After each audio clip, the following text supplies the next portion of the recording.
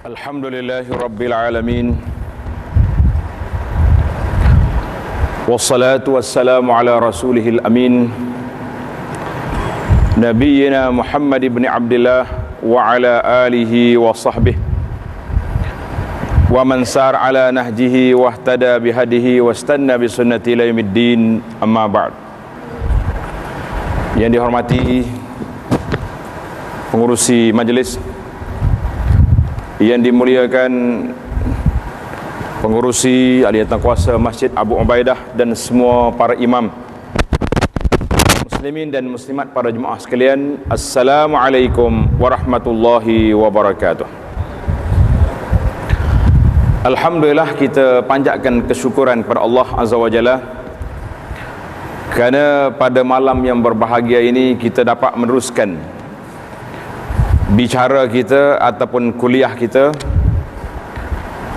di bawah tajuk isu semasa, iaitulah mengulang kaji adab dan peraturan ibadat korban.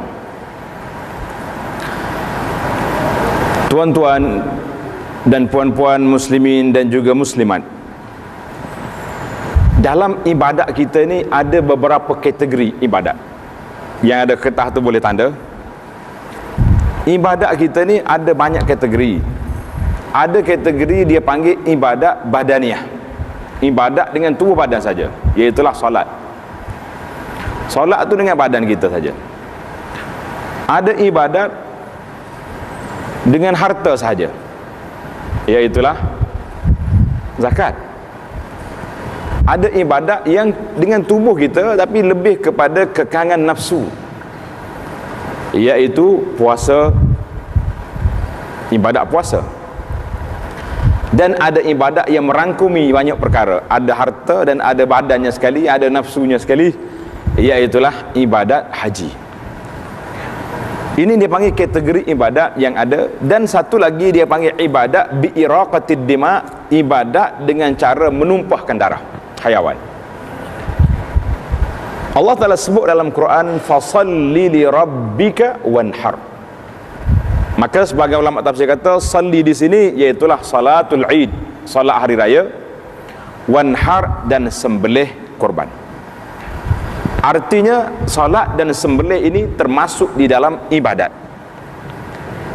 Kerana itu sembelih, qul inna salati wa nusuki ila akhiri, dan katakanlah salat aku dan sembelihanku. Ada kata salah satu daripada tafsir nusuk di sini dengan makna sembelih. Artinya para jemaah sekalian, sembelih itu salah satu daripada ibadat. Kerana itu kita tidak dibenarkan untuk sembelih kepada selain daripada Allah Azza wa Jalla. Tak boleh kita sembelih untuk hantu ke, untuk jin, untuk jemalang, tak boleh. Benda tu berlaku. Ada seorang terpaksa sembelih ayam putih lah, sembelih kambing lah untuk apa-apa. Itu semua tu termasuk dalam perbuatan-perbuatan a'mal al-jahiliyah yang dilarang oleh Allah Azza wa Jalla, dilarang di dalam Islam. Maka bila kita sudah tahu sembelih termasuk dalam salah satu daripada ibadat, dan korban itu adalah salah satu daripada ibadat yang bersifat sembelihan, bersifat dengan sembelih. Jadi insya-Allah dalam bicara yang ringkas di sini, ana akan pilih sebuah kitab yang menarik untuk kita baca. Kitab dia, nama dia Bulughul Maram. Orang belajar kitab-kitab di masjid, di kuliah, di pondok-pondok, kitab Bulughul Maram yang disusun oleh Imam Al-Hafiz Ibn Hajar, Bulughul Maram fi jami' adillatil ahkam. Imam Ibn Hajar rahimahullah ta'ala seorang ulama hadis yang pakar dalam bidang hadis. Dia kumpul dalam kitab Bulughul Maram ini, iaitulah hadis-hadis yang berkaitan dengan hukum hakam. Hadis yang berkaitan dengan hukum hakam, tapi tidak ramai, tidak menjadi teks ataupun muqarrar di tempat kita ni. Orang kuliah kitab ni di masjid-masjid. Orang lebih suka kalau belajar hadis ke, ada 40 hadis Riyadhus Salihin. Tapi Bulughul Maram patutnya kita jadi, sebab dia ni panggil hadisul ahkam. hadis yang menyebut tentang hukum hakam. Jadi insya-Allah ana akan baca kitab Bulughul Maram ini kepada para jemaah. Kata orang, biarlah tak baca semua kitab hadis pun, tahun ni kita belajar hadis. Nanti mari bulan lain pula, hari haji esok, minta ustaz mana-mana baca babul hajj dalam kitab Bulughul Maram contoh, ataupun bab Ramadan kita buat daurah tentang Ramadan, berapa hadis ada. Saya berani ambil bab kurban ni sebab dia ada 8 hadis je dalam ni. Jadi insya-Allah 8 hadis, mana kalau 5 minit satu hadis, 40 sesarah. Imam Al-Hafiz Ibn Hajar rahimahullah ta'ala sebut dalam kitab dia, bab ini, bab sembelihan ini duduk di bawah kitab Kitabul At'imah, kitab yang menyebut tentang makanan. Jadi banyaklah disebut sini. Di antara makanan yang disebutnya iaitulah cara-cara makanan-makanan yang dihalalkan, yang tidak dihalalkan. Kemudian dibawa masuk babus saidi waz zabaih, bab perburuan dan sembelihan. Kemudian diiringi dengan babul adhahi dan babul aqiqah. Semua tu cara makan maka. Sebab bila kita aqiqah nak makan, korban pun nak makan juga. Kecuali di zaman kita hari ini korban tidak menjadi makanan kita. Kita akan bincang setakat mana yang sempat. Dan sekiranya jamaah mempunyai persoalan tentang korban ni, saya rasa boleh tulis soalan, sebab kita nak tengok ada soalan ke tidak. Kalau tidak, saya nak habiskan 8 hadis ni sampai pukul 12 malam, boleh tunggu tak? Babul Adahi, bab yang mengumpul hadis-hadis yang menyebut tentang korban, al-udhiyah. Jadi adahi jamak daripada udhiyah dengan makna korban. Apa makna korban? Iaitulah hayawan yang disembelih. Hayawan yang disembelih kerana Allah Azza wa Jalla, itu dia panggil di antara istilah yang digunakan. Maka salah satu daripadanya nama dia adahi. Kalau orang pergi haji, banyak lagi hayawan-hayawan ibadat dalam bab haji, seperti dia sebut dalam kitab fiqh, dia panggil al-hadyu. Al-hadyu maknanya hayawan khas disembelih di Mekah, tak disembelih di lain tempat. Mekah dan sekitarnya di tanah haram. Maka Mekah, di Mina, di apa ni, Muzdalifah. Sekarang ni orang sembelih di tempat-tempat sembelihan yang disediakan oleh kerajaan Arab Saudi, itu tidak menjadi masalah. Yang pentingnya dalam tanah haram Mekah. Maka dia jadi itu kitab tempat sembelihannya di Mekah, nama dia Al-Hadyu. Pernah dengar nama kan? Dalam Quran kata hatta yablughal hadyu mahillah, sehinggalah binatang sembelihan itu sampai ke tempat dia, iaitu di Mekah. Jadi binatang yang boleh dikorbankan, binatang yang boleh dibuat al-hadyu, dan termasuklah binatang aqiqah, iaitulah min bahimatil an'am, daripada binatang ternakan. Apa jenisnya? Unta, lembu termasuklah kerbau. Kata oleh kerbau. Dan kambing, biri-biri. Kambing, berapa jenis kambing ikutlah. Kambing tempat kita ni tak banyak jenis, tapi kalau kita pergi di kandang orang Arab tu, tempat sembelihan korban, banyak jenis kambing. Kambing ekor panjang, ekor pendek, ekor yang tak ada ekor pun ada.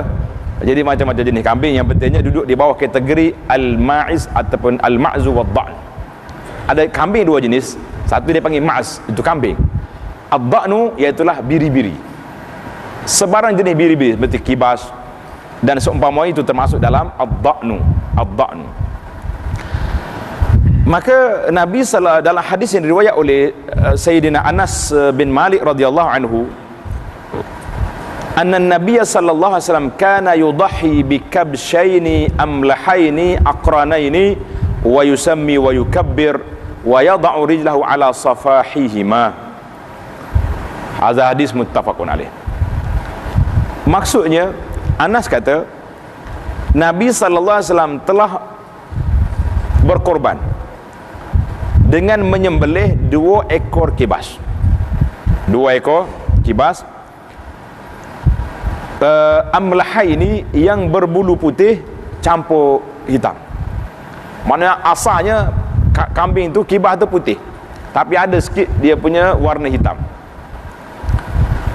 Wa aqrana ini bertanduk. Mana kambing lembu itu besar tu. Kibas tu. Wa yusammi, Nabi kita mengucap bismillah. Wa yukabbir, dan dia bertakbir Allahu akbar. Wa yada'u rijlahu, Nabi kita sallallahu alaihi wasallam meletakkan kakinya di atas pangkal papan leher dua kibas. Mana dia pijak leher itu supaya kibas ni tidak angkat kepala untuk dia sembelih. Baik, saya syarah ringkas, tuan-tuan ambil perhatianlah, sebab kalau kita nak buka kitab fiqh memang banyak, luas ni. Nabi sallallahu alaihi wasallam duduk di Madinah berapa tahun? Berapa tahun Nabi kita berada di Madinah? Ingat, Nabi kita tahun yang pertama hijrah. Tahun yang ke-10 Nabi kita sallallahu alaihi wasallam pergi ke Mekah mengerjakan haji. Dan pada 12 Rabiul Awal tahun yang ke-11 ila Rafiqil A'la, Nabi sallallahu alaihi wasallam wafat. Ingat bila tarikh wafat Nabi? Tak kata ingat tarikh wafat, kita ingat tarikh lahir je. 12 Rabiul Awal tarikh wafat. Nanti tambah dekat takwim tu, kalau dia tulis maulid Nabi, kita kata wafatun Nabi. Maulid dan wafat. Yang ahli sirah kata yang wafat tu memang jelas. Dalam riwayat-riwayat yang mengatakan Nabi kita lah wafat, iaitu pada 12 Rabiul Awal tahun yang ke-11. Artinya Nabi kita berada di Madinah beberapa tahun dan dia sempat berkorban sebanyak berapa kali? Ada riwayat kata 9 kali. Maka di sinilah timbulnya para ulama, ada sehingga ada yang mengatakan korban itu wajib. Seperti Imam Abu Hanifah mengatakan korban itu wajib. Sebab bila Nabi berterusan buat, kemudian disambung oleh ulama-ulama, sahabat-sahabat dan seterusnya sampai ke zaman kita ini. Tetapi kebanyakan ulama, majoriti ulama dan juga dalam fiqh Imam Syafi'i mengatakan korban itu sunat. Kita tengok hadis lepas pada ini, bagaimana ancaman bagi orang yang tak berkorban. Baik, Nabi kita sallallahu alaihi wasallam bikabsyaini, dia korban dengan 2 ekor kibas. Maka timbullah soalan, mana yang afdal, kibas ke lembu ke unta? Jadi ada ulama mengatakan kibas lebih afdal, maksudnya seekor, bukan share. Tak, ramai yang majoriti mengatakan unta lebih afdal daripada kibas, sebab unta tu besar, unta lebih besar. Tapi kalau kita nak share, kan seekor unta, seekor lembu boleh berapa orang? 7 orang. Maka seekor kambing lebih baik, lebih afdal. Amlahaini, kambing berwarna putih sikit campur hitam warna. Maka ulama berbincang. Kita tengok masalah, nampak detail sangat ni macam ni. Para ulama kata, adakah afdal kalau kita nak beli kambing mesti warna putih, sebagaimana kibas Nabi berwarna putih campur hitam? Jadi dalam perbahasan itu ada yang mengatakan kebetulan je warna tak menjadi masalah. Warna tidaklah menjadi masalah. Yang pentingnya kambing tu besar, lembu tu sehat, gemuk, jangan duk cari yang kurus-kurus. Aqrana ini yang bertanduk. Kalau ada kambing besar tapi tak bertanduk, ada kambing kurus bertanduk, nak ambil yang mana? Ya, nak yang bertanduk ke, yang warna putih ke, nak yang besar? Maka kita balik kepada maksud, objektif korban itu, nak makan tanduk ke? Tak ada orang buat sup tanduk tak? Kalau sup tulang ada, sup tanduk ada tak? Sup tanduk tak ada. Jadi tak apa tak bertanduk. Cuma kata di para ulama, kalaulah besar bertanduk, haza akmal, ini lebih sempurna, lebih sempurna daripada tak bertanduk. Menarik tuan-tuan, kita belajar ilmu hadis ni sangat suka. Saya buka pintu ya awal ini. Nanti kita cari ustaz-ustaz yang ada kemahiran dalam ilmu hadis, kita buka kitab insya-Allah.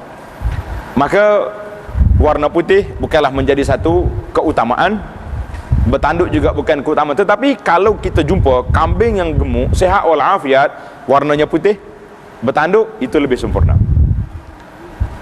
Bagaimana cara Nabi dalam hadis ini? Wa yusammi, bila nak sembelih Nabi kita baca bismillah. Bismillah tu kena baca semua ke cukup dengan bismillah? Jawabnya, waktu nak makan kita baca bismillah saja, waktu nak sembelih pun bismillah.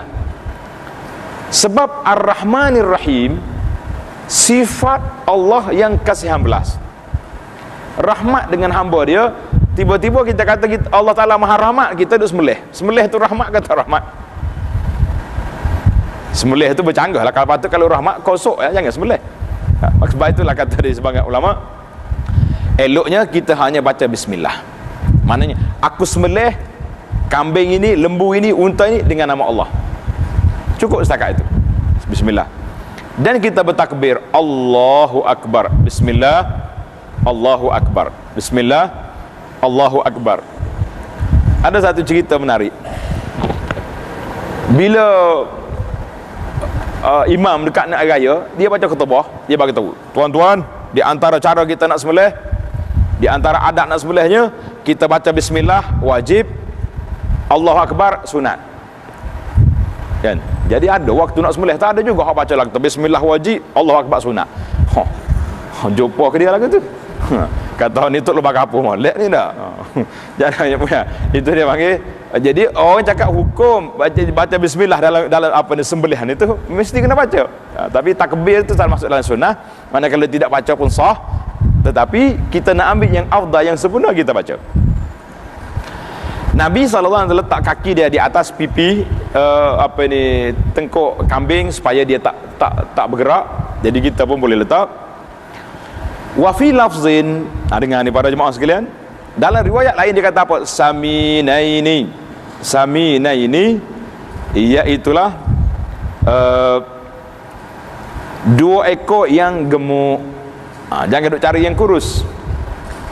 Ada juga dalam riwayat lain, wali Abi Awanah, saminaini dengan sa. Yang pertama tadi dengan sin, saminaini. Samin dengan makna gemuk, sehat. Kalau bisa saminaini, yang mahal harganya. Jadi riwayat-riwayat ini menjelaskan kepada kita sifat hayawan yang kita nak sembelih. Nak yang sehat, yang gemuk, harga pun mahal. Biasalah kalau dah sehat gemuk, harga pun tinggilah. Yang kita bimbang hari ni, habis masjid dia ronda, pergi tengok papan iklan Masjid Abu Ubaidah berapa ratus? 900 setengah. Pergi masjid lain pula tengok Masjid Muaz 5,5. Akhir sekali dia jumpa hak 300 ya. Oh, dia kata hak ni murah, bayar sinilah, saya join sini. Lepas solat Zuhur hari raya, dia nak panggil orang pergi rumah dia dekat tangga masjid. Dia kata, tuan-tuan jemput datang ke rumah saya makan sup tulang. Nak makan sup daging kan, main kurus hak, cari lembu hak paling kurus sekali. Jadi kita tuan-tuan ingat, korban ni berapa kali setahun? Sekali je setahun. Nak pula seekor ya, bukan nak banyak ekor. Jadi takkanlah sekali setahun kita pergi cari yang paling murah, yang paling kurus, kecuali memang kita tak ada keuangan. Orang-orang yang tak mempunyai keuangan yang banyak, maka kita mengatakan la ba'sa bihi, tidak mengapa dia pergi cari yang paling murah. Yang penting dia dapat menyertai qafilatul khair, rombongan yang baik pada hari raya, dapat berkorban. Baik. Tapi kalau tuan-tuan ni masya-Allah yang duit tak habis nak makan belakang ni, ke duit habis makan? Tak habis nak makan, ke duit tak makan? Cuma makan duit tu RM20 sekali telai, tak ada ikut lagi tak? Jadi kita yang duit banyak ni, alhamdulillah, carilah yang terbaik. Cari yang terbaik. Maka para ulama dalam hadis lain dia kata apa? Wali muslimin, dalam riwayat Imam Muslim, Nabi kata bismillah wallahu akbar. Itu lafaz bismillah wallahu akbar. Dalam riwayat Ammul tadi yusammi wa yukabbir, mana dia baca bismillah, dia takbir, lafaz dia bismillah Allahu akbar. Tak payah, tak perlulah bila kita nak sembelih kan Allahu akbar, Allahu akbar. Tu nak semaya raya lah gitu tu. Ya, nak maya raya. Ni kita nak sembelih bismillah Allahu akbar. Sesat lalu. Kerak bagi. Habis dah. Walahu min hadisi Aisyah radhiyallahu anha amara bi kabsin aqrana bata'a fi sawadin. Jadi Nabi kita sama juga lebih kurang penjelasan dia dari riwayat Aisyah, iaitu akrana yang bertanduk, kibah yang bertanduk, yang abbata'a fi sawad, maknanya campur warna putih dia tu dengan hitam. Wa yabruku fi sawad wa yanzuru fi sawad, jadi dekat mata dia tu pun ada hitam juga. Yang pentingnya putih ada tumpukan hitam. warna dia. Fa'utiya bihi liyudhi bihi, maka orang bawa kambing ini untuk Nabi kita berkorban. Faqala laha, Nabi kata kepada Aisyah radhiyallahu anha, ya Aisyah, halumil mudyata. Nabi kata, bawa mari pisau. Thumma qala ishaziha bihajarin, tajamkan, asah dulu pisau itu dengan batu. Fa fa'alat. Artinya bila kita nak sembelih hayawan ni, yang penting kita cari pisau yang tajam. Dalam hadis lain Nabi SAW bersabda, innallaha katabal ihsan fi kulli syai', Allah Ta'ala tetapkan buat baik kepada semua perkara. Wa iza zabahtum fa ahsinu zibha, bila kamu nak sembelih, sembelih dengan cara baik. Jadi tajamkan pisau dan rehatkan hayawan tu, biar dia jangan tidur sampai kepala dia orang terpulah sana sini lah. Biar kepala dia rehat, duduk dalam suasana tenang, kita baca bismillah, Allahu Akbar, sembelih dengan caranya baik. Nabi kata apa di antara doa Nabi? Belajar tuan-tuan kalau boleh tanda. Nabi kata, Allahumma taqabbal min Muhammadin wa ali Muhammadin wa min ummati Muhammadin. Nabi kita doa, Nabi kita kan sembelih 2 ekor. Ya Allah, terimalah daripada Muhammad dan keluarga Muhammad. Di sini seekor kibas Nabi kita sembelih untuk dia dan keluarga dia. Tuan-tuan, setakat kita duduk sembelih ni, niat kau tidak untuk kita dengan keluarga, kau pakai senyap gitu ya, rugi. Bila kita nak sembelih, kita kena kata Allahumma taqabbal minni wa min ali baiti. Kalau bahasa Arab, kalau boleh harap. Tak boleh harap, ya Allah, ini kurban untuk saya dan keluarga saya yang ada di rumah. Jadi anak kita yang sudah besar, yang sudah duduk di rumah sendiri, yang sudah berkahwin, habis ada kurban untuk dia pula. Jangan dia join, nanti dekat raya balik kampung lah, kita kira join kurban abah buat. Itu orang panggil cerdik lagu tu. Nah, jadi masing-masing ada kurbannya kalau dia sudah ada tanggungjawab. Tapi kalau anak di rumah kita masih lagi duduk di bawah tanggungan kita, walaupun dah besar, masuk universiti, duduk kerja, duduk tapi di rumah, maka dia panggil tasyrik al-adahi. Elok kita niat, ya Allah, ini kurban untuk aku dan keluarga yang ada di rumah. Kita niat sekali keluarga kita. Dan seekor lagi Nabi kita kurban wa min ummati Muhammadin, dan seekor lagi daripada umat Muhammad sallallahu alaihi wasallam. Dalam riwayat lain ada tambahan allazi lam yudhi, umat aku yang tak berkorban, umat dia yang tak mampu berkorban. Sebab sahabat-sahabat ni radhiyallahu anhum orang yang sangat kuat berpegang dengan sunnah dan cukup kuat beramal dengan, tapi ada di kalangan mereka orang yang tak mampu berkorban. Kalau tuan-tuan baca dalam sejarah Al-Sufah, Abu Hurairah radhiyallahu anhu kadang-kadang 3 hari tak makan, tak ada makanan, terguling dia atas tanah. Jadi ada yang tak mampu nak korban, maka Nabi kita sallallahu alaihi wasallam berkorban untuk umat dia yang tidak berkorban.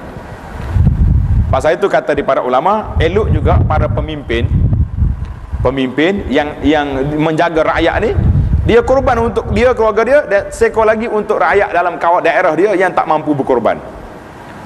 Tapi ingat, korban itu dengan duit dia, jangan duit Baitul Mal.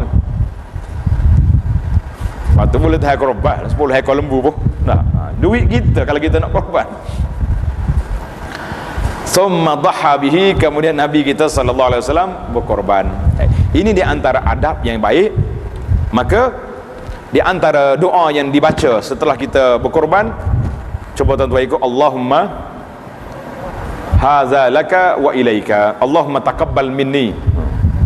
Kita kata, ya Allah, terimalah ini daripada aku, minni laka wa ilaika, hadhihi al-udhiyah laka wa ilaika, aku kurban untuk kanamu dan kembali kepadamu ya Allah.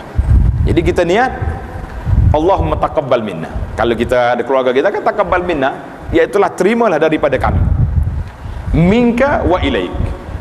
Binatang ni rezeki daripadamu, tapi kita kembalikan kepada nyawanya kepada Allah Azza wa Jalla.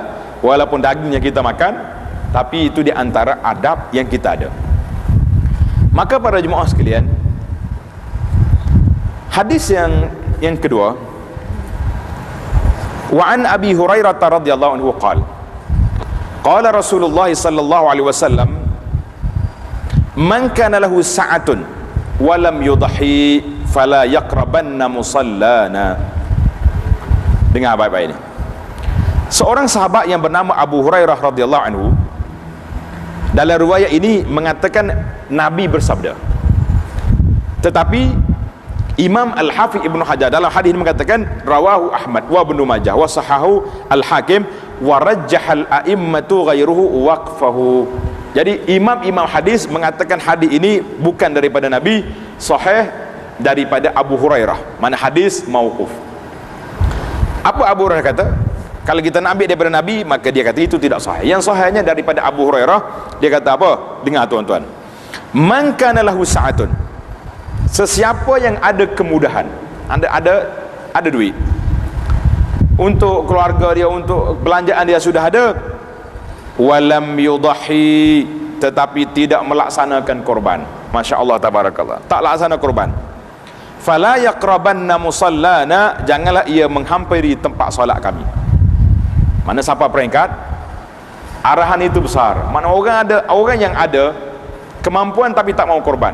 Oh, dia kata benda sunat je, simple, kecil, tak payah. Tak, orang ni, kerana itu dengan hadis ini Imam Abu Hanifah mengatakan korban tu wajib. Saya duduk tengok orang duduk tular dalam WhatsApp ni, dia kata kira-kira yang ada ni menarik juga kalau kita nak baca sikit dah. Kira-kira yang ada ni, tuan tu baca dah tapi kau tak baca lagi. Semua benda kita boleh beli belakang. Apa yang kita nak beli boleh beli belakang. Yang tak boleh belinya apa tuan-tuan? Yang tak boleh belinya, dia tengok, dia kata bayar bil TV 540 tahun. Bayar wifi apa pula 1,500 tahun, bil telefon 600 tahun, rokok 1,440 tahun. Boleh belakang. Ni bil telefon tak kira lagi ni. Banyak lagi bil-bil lain. Korban 650 tahun mahal. Oh pula dah. Kalau orang isap rokok tak berkorban, saya pun nak kata juga. Tuan-tuan, rokok kita boleh beli sampai 1,000 tahun, tapi nak korban lillahi ta'ala, yang Nabi SAW tidak meninggalkan amalan yang besar ini, maka di mana kedudukan kita di sisi Allah Azza wa Jalla? Pergi capot kotak rokok untuk bulan ni, kita bayar kambing untuk korban. Boleh ke tak boleh? Hak tak isap rokok pun kena korban juga. Oh, dia kata benda ni sunat ustaz. Memang sunat, tapi sunnah ini tidak ditinggal oleh Nabi SAW. Nabi kita tak tinggal. Baik. Hadis yang seterusnya, wa an Jundub radhiyallahu anhu, Jundub bin Sufyan radhiyallahu anhu, Jundub bin Abdullah bin Sufyan al-Bajali, dia kata apa? Syahidul adha ma'a Rasulillah sallallahu alaihi wasallam. Saya sempat solat hari raya bersama dengan Nabi sallallahu alaihi wasallam. Falamma qada salatahu bin nas, selesai Nabi kita solat, dia tengok-tengok, ila nazara ila ghanamin qad zubihat. Nabi tengok ada kambing orang sembelih dah, belum semaya tadi. Sembelih belum solat. Faqala, kata Nabi sallallahu alaihi wasallam, man zabaha qabla as-salah. Siapa dia sembelih kambing sebelum solat, sebelum solat raya. Apa jadi? Bermakna orang tu sembelih fal yazbah syatan makanaha. Hendaklah dia sembelih hak lain pula. Sebab hak tadi dia panggil syatul lahmin, kambing untuk makan dagingnya, bukan korban. Artinya korban ini ada waktu dia. Waktu dia bermula bila? Bermula selepas solat hari raya. Lepas maya raya, selesai kita punya ada khilaf lah, kena tunggu khutbah ke tak tunggu khutbah. Ada kata tunggu khutbah. Yang pentingnya kita lepas solat hari raya, kita pun khutbah berapa minit ya, hari raya orang tak panjang-panjang kan. Maka itulah yang bermulanya waktu solat. Sebab itu nama dia Al-Adahi. Al-Adahi ini ambil daripada udhiyah. Udhiyah ni ambil daripada perkataan ad-duha. Sebab bermulanya waktu sembelih kurban bila? Waktu duha. Ingatlah. Oh, kurban tu mari pada waktu duha. Itu di antara nama at-tasmiyah. Dan berterusan sampai bila? Sampai, mengikut setengah ulama kata, sampai berakhirnya hari 12 Zulhijjah. Maknanya hari tasyrik yang ke berapa? Yang kedua. Tapi dalam fiqh kita kata tak. Berakhirnya pada hari tasyrik yang ketiga, maghrib hari 13 Zulhijjah, tak sembelih lagi, habislah korban. Kita tunggu tahun. Oh, dah tu saya nak sembelih juga, sembelih, tak ada masalah. Kita BBQ je malam tu. Tapi bukan korban, itu kambing jamuan nama dia. Kambing buat kenduri, sah korban, makan pun sah, tapi bukan korban. Sah maknanya sah sembelih. Sah sembelih, makan pun sah, tapi tak boleh kata jamuan korban, sebab korban sudah habis tempoh dia. Jadi waktu nak ditempoh. Jadi kata Nabi, falyazbah syatan, siapa dia sembelih sebelum daripada masuk waktu, dia kena sembelih seekor lagi. Wa man lam yakun zabaha falyazbah ala ismillah, siapa yang belum sembelih lagi, pergi sembelih kambing dengan nama Allah Azza wa Jalla, dengan nama Allah. Jadi kita sembelih kita dengan nama Allah Azza wa Jalla. Itu di antara adab-adab tuan-tuan kena tengok. Di antara tanda sini, di antara adab orang nak korban yang tidak banyak diperbesarkan, dibincangkan oleh di tempat kita. Saya pun tak perasan juga kenapa tidak dibincangkan. Hadis yang diriwayat daripada Ummi Salamah radhiyallahu anha, sabda Nabi sallallahu alaihi wasallam, Nabi kata apa? Man ra'a hilala Zulhijjah, man ra'a hilala Zulhijjah, siapa dia tengok bulan Zulhijjah. Mana kita tak tengok kalender, tengok, betul tak? Takwim tengok. Zulhijjah tahun ni bermula berapa? 1 Zulhijjah tahun ni berapa hari bulan? Tak kira lagi. Tak apa, tuan-tuan kira.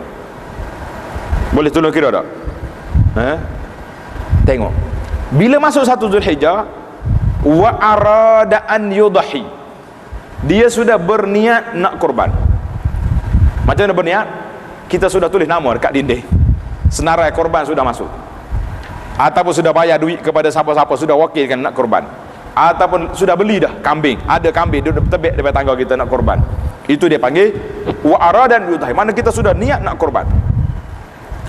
Apa adab yang kita patut kena jaga? Fala ya'khuzanna min sya'rihi wala min azfarihi, kata Nabi sallallahu alaihi wasallam, jangan lagi dia potong bulu rambut. Misal kalau orang Melayu ni janggut sekali dah, tak boleh lagi kita potong, misal gigit rambut dan potong kuku. Dalam riwayat lain, satu lagi riwayat nak kata apa daripada Ummu Salamah juga, fala yuqallim azfarahu, mana jangan potong kuku, wala yahliqu syai'an min sya'rihi, jangan sekali-kali dia potong mana-mana bulu di tubuh dia. Tak boleh. Ini di antara apa yang disebut oleh para ulama. Jadi setakat kita duk korban ni, jaga tak jaga adab ni, kita tak apa dengan mana. Kena orang yang nak menganjurkan korban, selain daripada kita letak borang nama-nama itu, letak juga adab orang yang nak berkorban.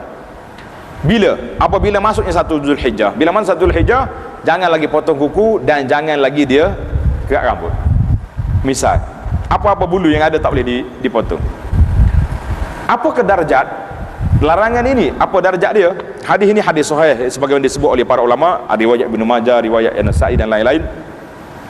Kata Imam An-Nawawi rahimahullahu taala, Imam Nawawi ini imam kita daripada syarah Muslim, Nawawi kata, faqala Sa'id ibn Musayyib, ini ulama tabi'in, Rabi'ah, Imam Ahmad, Ishaq, Daud Az-Zahiri dan sebahagian daripada ulama-ulama dalam fiqh Syafi'i, annahu yahrumu alaihi akhdha syai'in min sya'ri, haram potong kuku dan juga kerak rambut apabila sudah masuk 1 Zulhijjah sehingga selesai daripada korban. Selesai kita bismillah korban, barulah kita boleh potong kuku, boleh kerak rambut. Wa qala Syafi'i, ini. Dan kata Imam Syafi'i dan ulama-ulama mazhab Syafi'i, saya sebut belakalah dua-dua senang tuan-tuan, makruh karahatat tanzih wa laysa biharam. Perbuatan potong kuku dan kerak rambut tadi bukan haram, tapi dia termasuk dalam perbuatan makruh. Ulasan saya, walaupun dia itu makruh dan dia termasuk dalam sunnah, bila kita nak korban sendiri itu sunnah. Kita dah kira tadi, lain daripada Abu Hanifah yang kata wajib, yang lain kata korban itu sunnah. Ada kata sunnatun muakkadatun, sunnah muakkad. Maka menjaga adat dia juga sunnah. Jadi eloknya bila kita nak masuk dah Zulhijjah, tengok dalam takwim, hari ni 28 atau 29 Zulqa'dah, siap pergi kat baba, gunting rambut comel-comel untuk hari raya, potong kuku siap-siap, lepas tu senyap, jangan buat lagi sehingga selesai daripada kita korban. Sebab apa tuan-tuan? Ada yang mengatakan sebab bila kita niat berkorban, kita ni nak menyamai orang haji. Orang haji bila dia niat ihram, tak boleh lagi potong kuku dan potong rambut. Ingat tak larangan ihram? Mana orang pergi haji, pergi umrah ni selalu kerusuh benda ni. Jadi dia kata nak menyamai musyayaratul hujjaj, nak menyamai orang haji. Dan ada yang mengatakan tidak, cuma kita nak suruh. Itu tanda kita berkorban. Bila nak korban, adalah pantang larang, adalah perkara-perkara yang kita kena kontrol, yang kita kena jaga supaya perkara ini tidak melanggar peraturan yang disebut itu. Dan di antara sunnah lagi, iaitulah hendaklah kita pergi menghadiri majlis korban, pergi tempat tengok korban. Nabi SAW dia sendiri yang sembelih. Maknanya kalau kita nak sembelih kambing, nak korban seekor kambing, kita ni pandai sembelih, yang afdalnya kita sendiri sembelih. Oi, saya tak boleh sembelih, tak pandai. Nanti kambing melompat pula kan, lari kita kambing. Kan orang duduk tularkan dalam video, dalam grup ni, entah gaya bila selepas sembelih lembu tu berjalan. Rasa tak?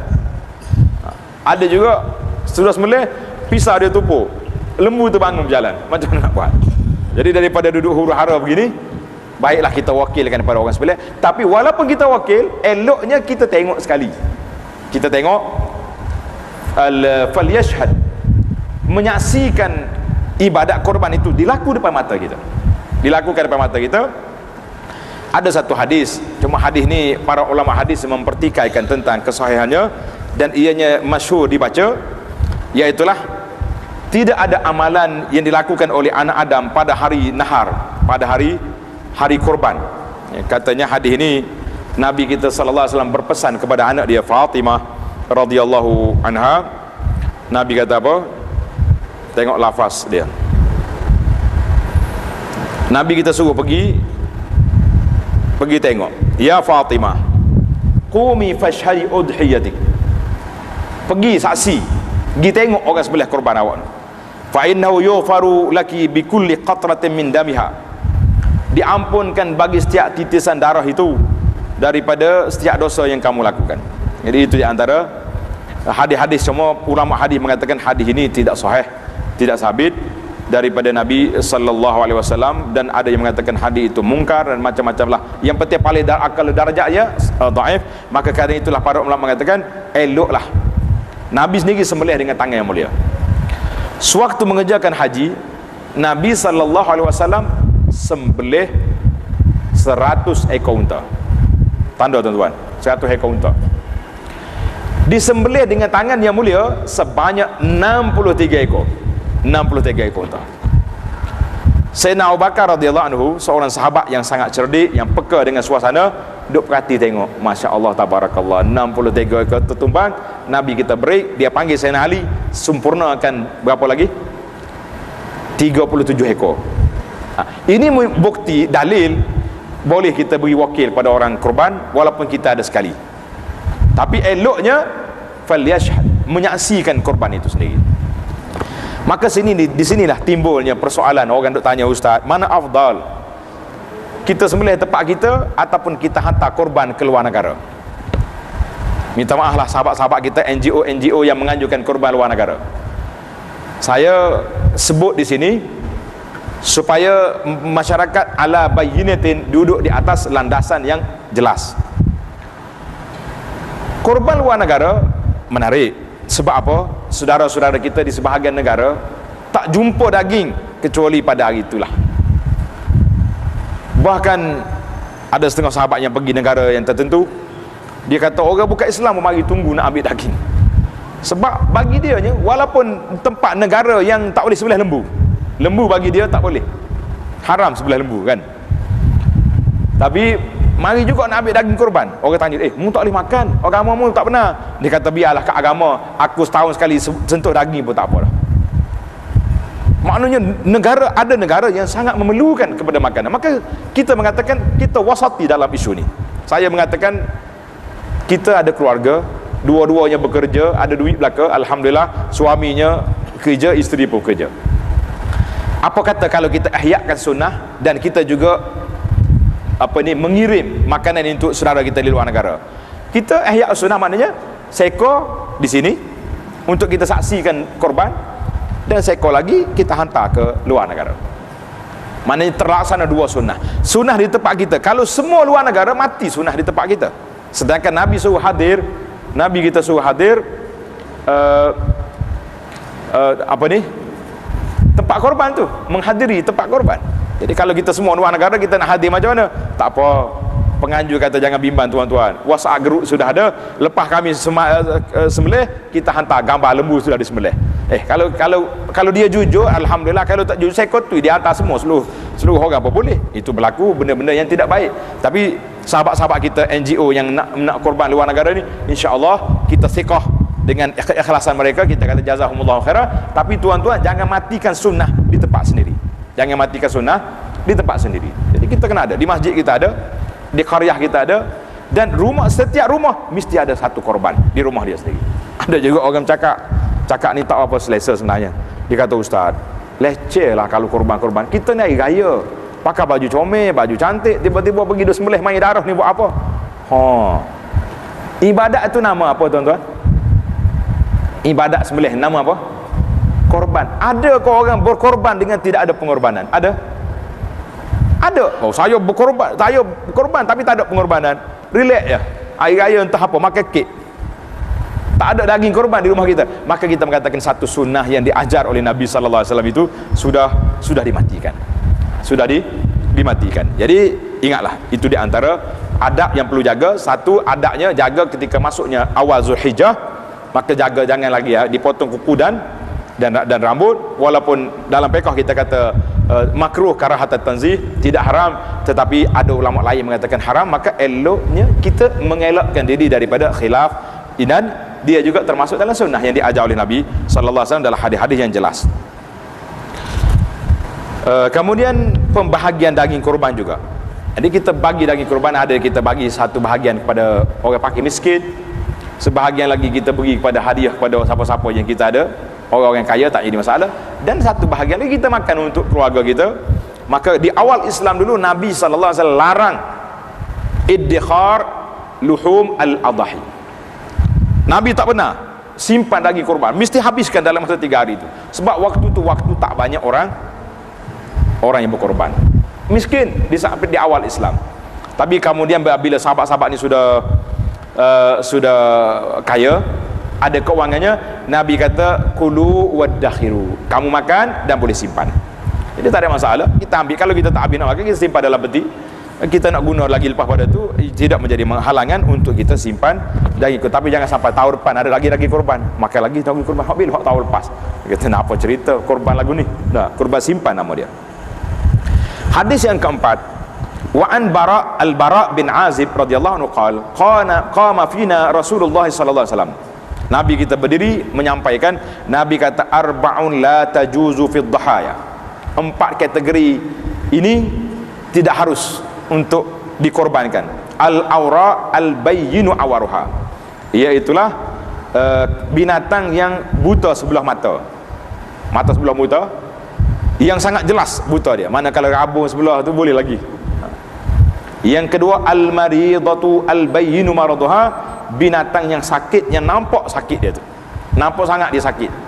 Kurus. Wal arja al-bayyinu dalauha, dan yang arja, yang tempang, dia nampak dia punya berjalan tu 3 selendar kata orang. Wal kabiratu, ada riwayat kata wal kasiratu allati la tunqi, yang terlalu kurus ataupun yang terlalu tua. 2 riwayat ada situ, terluar sangat ataupun terlalu kurus sampai dalam tulang sumsum dia tu tak ada dah isi dalam tu, kurus sangat. Nabi kita larang. Hadis ini riwayat Imam Ahmad dan awal arba'ah. Artinya ini kategori kambing-kambing yang tak boleh disembelih ataupun lembu tak sembelih. Timbul hari ni ada juga dalam riwayat lain kata yang kambing luar negara kan, telinga dia tu potong bekas bekas dia nak tanda tu, ataupun setengah dia potong ekor. Jadi kata di para ulama tidak menjadi masalah kecacatan tersebut, yang pentingnya isi dia gemuk. Sebab kambing yang dikasih, gembu yang kasih kau orang panggil, buang dia punya batu tu kan? Ini tujuannya, kalau nak kira batu tak cukup lah sebiji, tapi dia punya daging besar, gemuk. Jadi tujuannya tidak menghalang perbuatan tersebut. Penyakit-penyakit ada tadi sebab daging tak sedap. Kalau tengok kambing berpenyakit, kita nak makan pun tak selesa. Hai, kambing ni ada penyakit. Tambah-tambah pula musim orang duk viral kan, penyakit lembu lah, penyakit kuku dengan mulut, jadi ada masalah. Pengalaman saya dulu waktu belajar, universiti hantar kita jadi pengawas syariah di tempat sembelih kambing di Mina. Jaga. Dia sembelih lepas pada semaya raya pagi tu pukul 8.30, 24 jam sembelih. Tu kasif. Jadi kita budak tengok sembelih. Kadang-kadang letih dia buat dia tu. Sembelih senyap. Hei, sami. Oh ya. Baca bismillah. Baca bismillah dah bunyi. Allah takbir, Allahu akbar. Lepas tu senyap pula. Penat dia buat 24 jam sembelih. Berapa ratus ribu kepala disembelihkan. Jadi kita duk perhati tengok kambing ni berjalan ongek-ongek. Di tangan kita ni ada cat warna hijau, tak silap saya. Sebelah saya doktor warna merah. Jadi bila kita tengok jalan tak betul, kita tanda. Sampai dekat doktor tengok pula, tak boleh ni, semualah macam-macam tu. Jadi itu di antara kawalan-kawalan yang mampu kita buat. Hadis yang berikutnya, wa an Jabirin radhiyallahu anhu qala Rasulullah sallallahu alaihi wasallam la tazbahu illa musinnah. Nabi kita bagi arahan tentang umur haiwan nak disembelih. Jangan kamu sembelih kecuali musinnah. Apa dia musinnah tu? Binatang yang telah bertukar dia punya gigi. Jadi kalau unta 5 tahun, cukup umur 5 tahun baru boleh sembelih. Kalau kambing, lembu 2 tahun. Kambing pekoh kita ni kata 2 tahun juga. Biri-biri umur setahun. Nak kenal dia mudah ya, kita buka dia punya mulut ni, nampak gigi dia besar bawah tu. Itu ada antara tanda yang mudah nak kenal. Ini dia panggil tanda illa an ta'assara alaikum fatazbahu jaz'atan minad dha'n. Jadi kalau kamu tak jumpa kambing tadi, payah nak cari, boleh kita sembelih jaz'ah minad dha'n ni. Jaz'ah ni daripada biri-biri, dalam fiqh kita kata umur setahun. Ada sebagian ulama kata 6 bulan. Dalam Hambali contohnya dia kata 6 bulan boleh sembelih. Jadi kita ambil hak sini, hak setahun je lah kan. Hadis yang ke-6, wa an Ali radhiyallahu anhu qala amarana Rasulullah sallallahu alaihi wasallam an nastashrifal aina wal uzuna wa la nudhi bi awra wa la muqabalatin wa la mudabaratin wa la kharqa wa la tharma. Kata Ali radhiyallahu anhu, Rasulullah sallallahu alaihi wasallam telah menyuruh kami untuk memperhatikan mata binatang. Manakala mata duk bertai merah, itu kambing penyakit. Dan telinga dia. Tengok telinga dia sombak ke tak? Dan kami tidak membuat korban dengan binatang yang buta sebelah matanya dan tidak pula yang terpotong telinganya. Tengok telinga, tak ada telinga jadi cacat. Kalau telinga cari macam saya sebut tadi, kan lembu-lembu yang import ni banyakkannya cari telinga. Itu tidak menjadi halangan. Dan tiada pula cacat hujung telinganya, dan tiada pula terbelah telinganya, dan tiada juga yang gugur gigi hadapannya. Ini di antara kategori-kategori kambing. Jadi kita tidak detail sangat sini. Hadis yang berikutnya, wa an Ali bin Abi Talib radhiyallahu anhu qala amarani Rasulullah sallallahu alaihi wasallam an aquma ala budani. Nabi perintahkan Ali supaya jaga unta-unta yang nak disembelih. Sayyidina Ali mari daripada Yaman, bawa unta Nabi kita nak sembelih di Mina pada hari Hajjatul Wada, 100 ekor unta. Jadi Nabi Ali yang jaga. Wa an uqassima luhumaha, Nabi kita suruh Ali yang bagi daging-daging. Wa juludaha, kulit-kulit dia. Wa jilalaha, kulit juga alal masakin. Wala u'tiya fi jizaratiha syai'an minha. Dan aku dilarang daripada beri kepada tukang sembelih daripada daging korban sebagai upah. Tak boleh. Sebab kita nak sembelih apa? Seekor haiwan. Tapi kalau sebahagian haiwan dijadikan upah, maknanya kita sembelih tak cukup seekor. Jadi dalam hadis ini muttafaqun alaih. Ada beberapa perkara yang saya nak ulaskan secara ringkas. Yang pertama, daging korban itu perlu dibahagikan. Jangan kita simpan. Korban simpan semula, kita bagi untuk orang miskin, bagi untuk orang-orang yang kita bagi hadiah kepada orang-orang yang kaya, dan kita ambil iddikhar untuk kita sebahagian daripadanya. Dalam sunnah Nabi sallallahu alaihi wasallam, bila Sayyidina Ali sembelih 100 ekor unta, maka setiap ekor itu diambil sedikit. Ambil semua, dimasuk ke dalam periuk dan dimasakkan. Artinya Nabi kita nak makan semua daripada unta, daripada yang disembelih itu. Sebab itulah para jemaah sekalian, saya mengatakan di antara sunnah tadi, kita menghadiri majlis korban dan kita juga makan daripada daging korban yang kita ada. Jangan kata, jadi kalau kita buat semuanya luar negara, tak ada lah. Sunnah korban itu yang kita nak makan. Kita kan lillahi ta'ala, betul lah, tapi dia menjadi satu sunnah Nabi kita sallallahu alaihi wasallam makan daripada daging korban hadiu dia tu, dan dia juga dia minum daripada marak, kuah sup yang dibuat daripada korban itu sendiri. Baik. Timbul lagi isu di sini, bagaimana kita nak buat? Nabi kita larang daripada kita beri kepada tukang sembelih daripada daging korban. Contohnya tempat kita ni, masjid kita ni akan sembelih. Siapa dia sembelih? Ustaz dia sendiri sembelih, imam dia sendiri saja. Jadi tidak jadi masalah, dia sembelih, sudah sembelih. Dia pun termasuk dalam ahli masjid yang nak makan daging juga. Jadi tidak dikatakan daging itu sebagai upah. Sebagai upah. Yang salahnya sebahagian daripada haiwan tadi dijadikan upah, maka itu tak boleh. Itu tidak dibenarkan. Baik. Kita buat ittifaq awal-awal lagi. Awak tukar sembelih. Berapa sekor? RM50 sekor. Tak apa. Sudah sembelih semua 5 ekor, kita bagi dia RM250. Kemudian selesai semua lapah daging, kita pun ambil daging sebahagiannya, ambil masjid. Orang masjid ni, ahli-ahli yang korban ni bagi sedekah hadiah kepada awak. Itu tidak menjadi halangan. Yang salahnya dia jadikan upah itu sendiri secara daripada daging. Tak boleh. Oh, rugi lah gitu. Upah dia ambil, daging dia ambil, tuan. Kita cah siap lah dalam harga lembu kita tu termasuk upah. Ni timbul isu berulang. Nak bagi pada siapa? Kita bagi pada orang pakai miskin. Orang pakai miskin dia tak reti nak buat apa, dia beri jual. Itu hak dia, tidak jadi masalah. Ikut dia nak buat apa pun. Jangan pula awak gitu kat rumah dia, awak jual dia. Takkanlah dia nak goreng belulang itu, dia mana ada orang buat sup belulang. Kalau orang keting sedap juga. Belulang tak boleh. Baik, hadis yang terakhir dalam kitab kita ini, alhamdulillah. Wa an Jabir bin Abdullah radhiyallahu anhuma, naharna ma'a Rasulillah sallallahu alaihi wasallam, kami sembelih bersama dengan Nabi sallallahu alaihi wasallam amal Hudaybiyah. Amal Hudaybiyah, pada hari Hudaybiyah. Bila hari Hudaybiyah ni? Iaitulah hari Nabi kita sallallahu alaihi wasallam diskat daripada masuk Mekah. Pada tahun yang ke-6 bulan Zulqa'dah. Nabi mari daripada Madinah nak masuk Mekah, kena sekat. Tak ada visa. Quraisy tak bagi visa. Jadi Nabi macam mana nak buka ihram? Semua sahabat pakai ihram, maka dipanggil damul ihsar. Nabi kita sallallahu alaihi wasallam kena sembelih seekor kambing, ataupun sebahagian daripada hadis ini menceritakan kepada kita satu seekor untuk 7 orang sembelih, maka dia boleh buka ihram. Itu dia panggil dam al-ihsar. Jabir kata apa? An sab'atin wal baqarah an sab'atin. Jadi kami sembelih seekor unta untuk 7 orang, lembu 7 orang, kambing untuk berapa orang? Seorang je boleh, kecuali bapak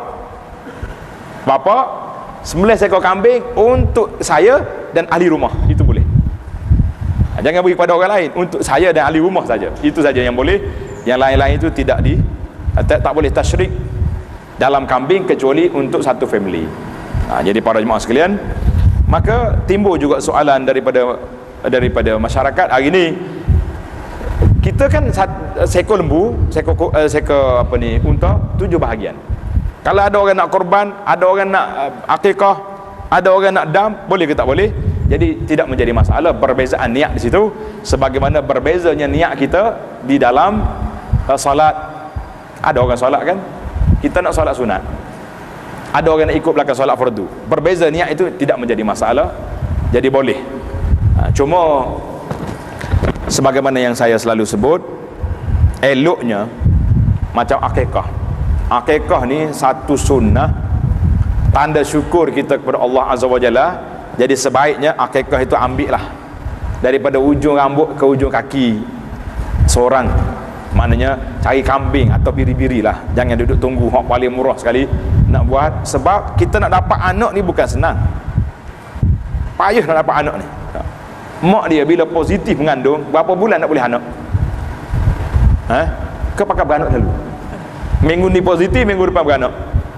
Itu cerita lain. Tak, cerita tak ada ayah tu. Baru tahu. Tengok anak ni murungnya, pergi test hospital, doktor kata disahkan mengandung. Besok 2 minggu lagi beranak. Itu cerita lain. Tapi kalau yang rasmi ni, positif dan mengandung ni 9 bulan.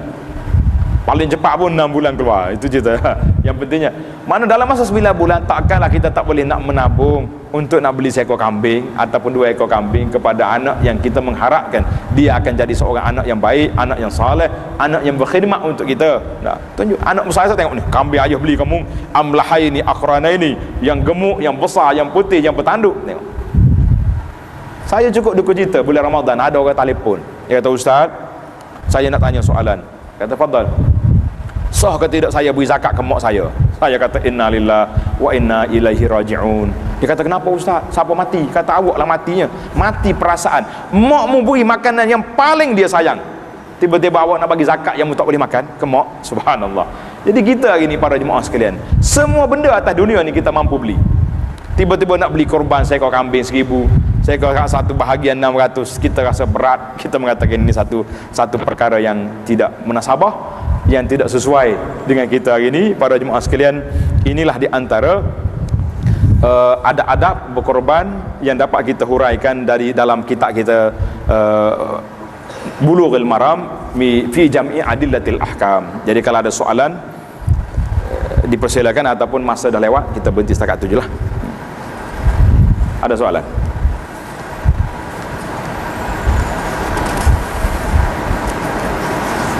Kau saya tanya. Ya. Kita tanya. Nak tanya senang ya. Berapa umur unta boleh korban? Unta pula tanya. Jangan orang sebut unta ni tak. Kalau kambing selalu sebut. Baik. Jadi ada soalan? Tak ada? Alhamdulillah. Ya, betul.